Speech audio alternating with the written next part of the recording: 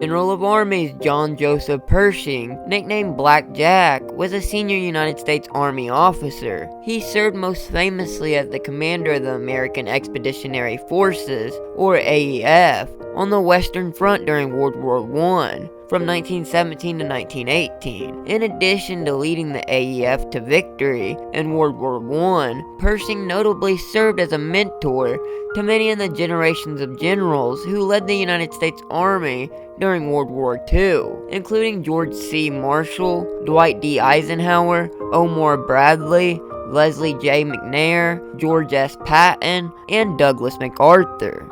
During his command in World War I, Pershing rejected British and French demands that American forces be integrated with their armies, essentially as replacement units, and insisted that the AEF would operate as a single unit under his command. Although some American divisions fought under British command, notably in the Battle of Hamel and the breaching of the Hindenburg Line at St. Quentin Canal, precipitating the final German collapse. Pershing also allowed, at that time segregated, American all-black units to be integrated with the French army. The soldiers under his command first saw serious battle at Cantigny, Chateau Thierry, Bella Wood, on June 1st to the 26th, 1918, and Soissons on July 18th to the 22nd, 1918. I apologize if I butchered those names. To speed up the arrival of the American troops, they embarked for France, leaving heavy equipment behind, and used British and French tanks, artillery,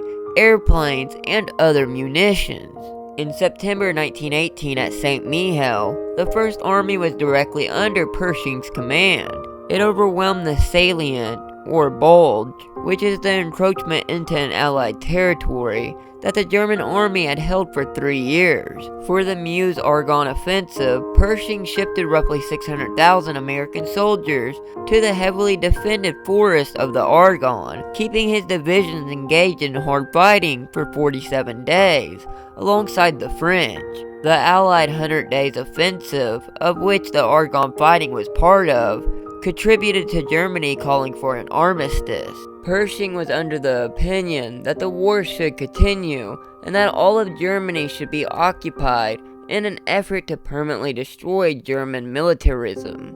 Believe it or not, Pershing is the only American to be promoted in his own lifetime to General of the Armies, the highest possible rank in the United States Army. He was actually allowed to select his own insignia, and Pershing chose to continue using 4 stars. After the creation of the 5-star General of the Army rank during World War II, his rank of General of the Armies could unofficially be considered that of a 6-star general. But unfortunately, he died before the proposed insignia could be considered and acted upon by Congress.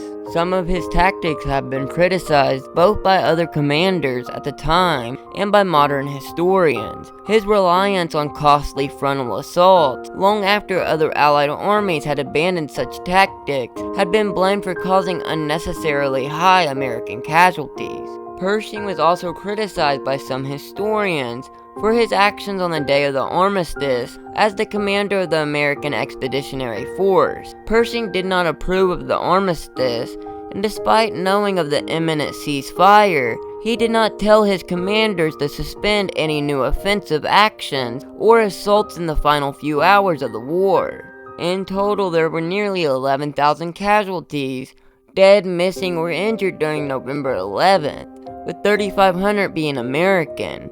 The final day of the war, which exceeded even the D-Day casualty count of June 1944, Pershing and several subordinates were later questioned by Congress. Pershing maintained that he had followed the orders of his superior, Ferdinand Foch.